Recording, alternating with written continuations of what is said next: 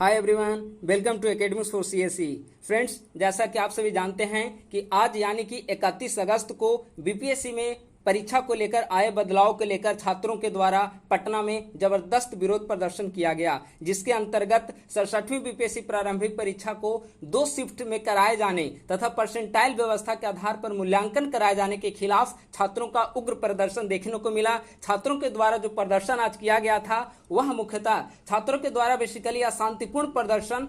Patna college के मुख्य gate से लेकर बीपीएससी के ऑफिस तक यह प्रदर्शन जारी रहा, जिसमें लोकतांत्रिक तरीके से शांतिपूर्ण तरीके से छात्रों के द्वारा यह शांति मार्च निकाला गया था और छात्रों के द्वारा यह लगातार मांग की जा रही थी कि पुराने पैटर्न पर ही 67वीं बीपीएससी प्रारंभिक परीक्षा का आयोजन किया जाए, क्योंकि नोटिफिकेशन में जो बातें कही गई थी उसी के आधार पर ही हमारी पुनर्परीक्षा 67वीं प्रारंभिक परीक्षा की आयोजित कराई जानी चाहिए। लेकिन इसके बावजूद भी इस शांतिपूर्ण प्रदर्शन पर, इस लोकतांत्रिक तरीके से छात्रों के द्वारा किए जा रहे प्रदर्शन को लेकर प्रशासन के द्वारा जिस प्रकार से बीपीएससी अभ्यर्थियों पर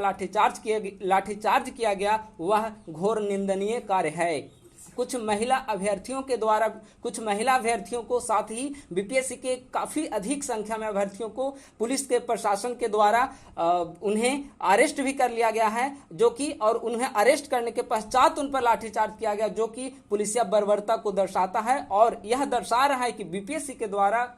किस प्रकार से अपने तानाशाही रूप से अपने कार्य को, एजेंडे को आगे बढ़ाया जा रहा है। अब यह आज का मैं भी बीपीएससी ऑफिस आज गया था, इसीलिए मैं टेलीग्राम पर आप लोगों को वॉइस रिकॉर्डिंग भेज पाया था। मैं सोचा कि शाम को आप लोगों को विस्तृत जानकारी इसके बारे में दी जाएगी।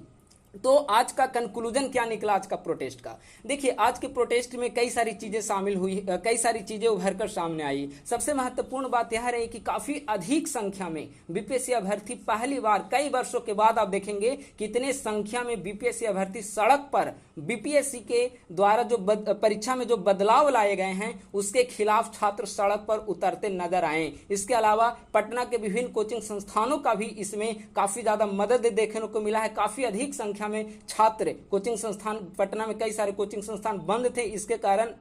कई सारे अधिक संख्या में छात्र और छात्राएं जो बीपीएससी के अभ्यर्थी हैं वह सड़क पर नजर आए और बीपीएससी के खिलाफ काफी उग्र रवैया उनका देखने को मिला है, जो कि छात्रों की एक स्वाभाविक प्रतिक्रिया होनी चाहिए। अब जो आज चूंकि उनके द्वारा चेयरमैन सर के द्वारा जब पिछले बार डेलीगेशन छात्रों का मिलने गया था तो उन्होंने कहा था कि आप 31 तारीख को आप फिर से आइए और उस पर बातचीत कराई जाएगी। लेकिन इससे पहले ही, जैसा कि आप सभी जानते हैं कि 30 तारीख को ही, जब चूंकि छात्रों का डेलीगेशन 31 तारीख को बुलाया गया था, लेकिन उससे पहले उन्होंने नोटिफिकेशन जारी कर दिया। लेकिन इसके बावजूद छात्र जब आज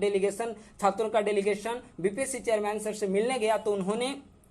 छात्रों की बातों को सुना और सुनने के बाद उन्होंने अपने जो उन्होंने बदलाव लाए हैं उसी बदलाव पर आगे काम करने की बात उन्होंने बताई और उन्होंने स्पष्ट शब्दों में कह दिया कि जो हमने नोटिफिकेशन में लिखा है, जो कल की नोटिफिकेशन में जो आई है कि 67वीं प्रारंभिक परीक्षा 2 शिफ्ट में आयोजित कराई जाएगी और परसेंटाइल आधार पर ही छात्रों का मूल्यांकन किया जाएगा, तो उसी आधार पर बीपीएससी अब आगे बढ़ेगी। यानी कि आप पूर्ण तरीके से देखेंगे तो यहाँ चेयरमैन सर अपनी बातों पर ही पूरी तरह से अड़े हुए नजर आए हैं और जो भी डेलीगेशन के अंदर डेलीगेशन ग्रुप पे बीपीएससी अभ्यर्थी गए थे, कुछ महिला अभ्यर्थी भी जिसमें शामिल थी, जब वे बाहर आए और उनसे जब बातचीत हुई तो उन्होंने स्पष्ट शब्दों में कहा कि बीपीएससी चेयरमैन सर ने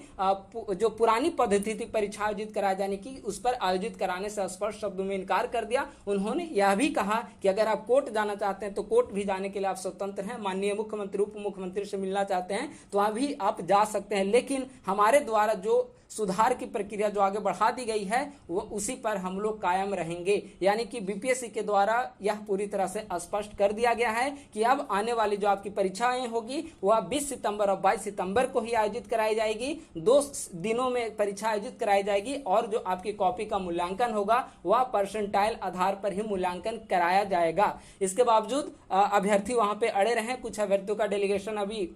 मुख्यमंत्री और उप मुख्यमंत्री से भी मिलने गया हुआ है। अब इसका क्या निष्कर्ष आएगा वो अलग बात है, लेकिन अभी तक का जो निष्कर्ष है वो यही है कि अब आप लोग 20 और 22 सितंबर की तैयारी में पूरी तरीके से जुट जाइए। आपकी जितनी भी तैयारी हो चुकी है अंतिम 15 दिनों में आप उसे पूरी तरीके से रिवाइज कराएं, क्योंकि